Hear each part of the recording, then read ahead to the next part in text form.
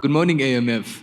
My name is Kabir from South Africa, and this is Melissa from Kenya. And we are from Radio Workshop. Some of the AMF vets here might already know who we are, but for those of you who are new here, like me, we are an NPO that trains youth across Africa on the arts of radio, podcasting, and audio storytelling, hence the name. Every year, our team comes and conducts workshops for everybody experienced with or just curious about the wonderful world of audio. But this year, we're doing things just a little bit different. We still want to convey that same message, just there's no workshop this time. This time, we want to convince you to tap into that creative spirit of yours and explore that world for yourself. Let me show you something quickly. Tell me about something you love. Saturday mornings. In fact, every Saturday now when I wake up, there's only one thing on my mind. And that thing is going to play tennis. There's a subtle joy in my stomach when I arrive on court. Just take out my racket and start rallying back and forth, back and forth. When I started tennis, I did not know how to make that happen so easily. But over time, it's just become second nature to me. So this is the beginning of a 3-minute audio story made by Mo Isu and Fefe Otutu, two incredible and iconic audio artists from Lagos who I really encourage you to check out. And what I love about this clip is that for me, it shows exactly what makes audio storytelling such a powerful art form. I'm not sure if you could hear there, but there's faint taxi horns that are in the distance that are not too loud and frantic just yet. There's seagulls squawking overhead, and there's calm chatter that fills the background. These are noises that kind of place us in that early Saturday morning that she is talking about. And then we hear tennis balls rallying underneath our character as she speaks, beating away as she tells us about her love for tennis. But the thing is, she doesn't just tell us that she loves tennis.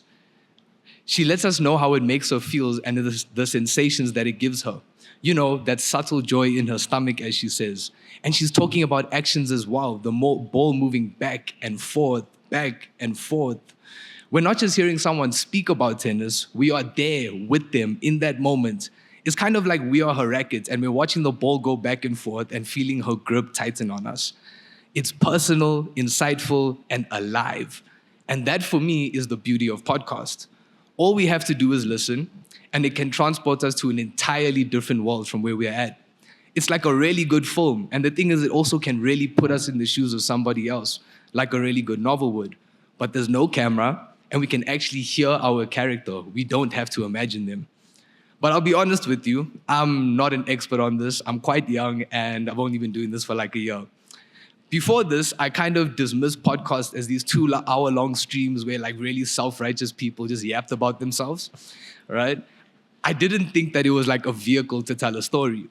But now that I know this, I'm like absolutely in love with it. It's my chance to make that documentary I always wanted to make as a teenager, but I don't need expensive equipment and endless planning. I can explore stories, places, people, like every writer wants to do. Except, unlike with a novel or a film, I have to really engage the world around me to get there. Because that same world is the story. And that, for me, is why audio stories can be more human than any other medium in telling a story.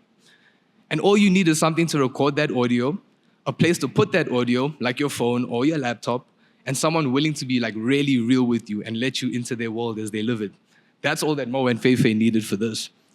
And suddenly, the small sounds of your day, wind, taxis, laughter, all of that, they become the foundation of a scene, and the everyday becomes a story. But I know life doesn't always comply to these big ideas we have in our head. If you Google the biggest podcasts in Africa, it's mostly chatcasts that come up, the self-righteous ones. Maybe most people aren't tapped into the secret like we are right now. And so it may feel like there's no room for audio stories to really exist. But even for those of us who are already in the audio game, we don't always get the freedom to curate the world we're in the way that we want to. Because you will never be able to escape your editor. That's just the way that media is. But we're here to tell you that, and just with editors, it's like the tape that you'll find most poetic and colorful is the first that gets cut. That's what happens with me like every time. But we're here to tell you that there's a place where your strange, wonderful, and beautiful ideas are not only encouraged, they are welcomed. And so we have partnered with AudioFlux and are here to talk to you about that. AudioFlux. AudioFlux is a home for innovation and bold storytelling across the world. It's a space where your creativity and boldness can be rewarded. In fact, like literally, there's a cash prize of $750 for your trouble making your story and being experimental. So each year, AudioFlux invites people to create short audio stories that we call Flux Works in response to a set of prompts inspired by an artist, a different artist. So this year, we're collaborating with AudioFlux and Cyrus Kabiru, who's a renowned Kenyan visual artist and sculptor who transforms pieces of trash into stunning works of art that are on display in so many art spaces around the world. So Cyrus's work explores our relationship to the natural environment, and it also explores and tests our ideas of what innovation and creativity and risk-taking really are.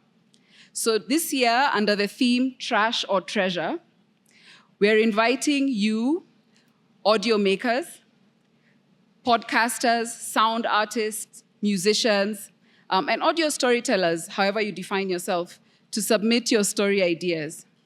Your submitted work should run for 3 minutes.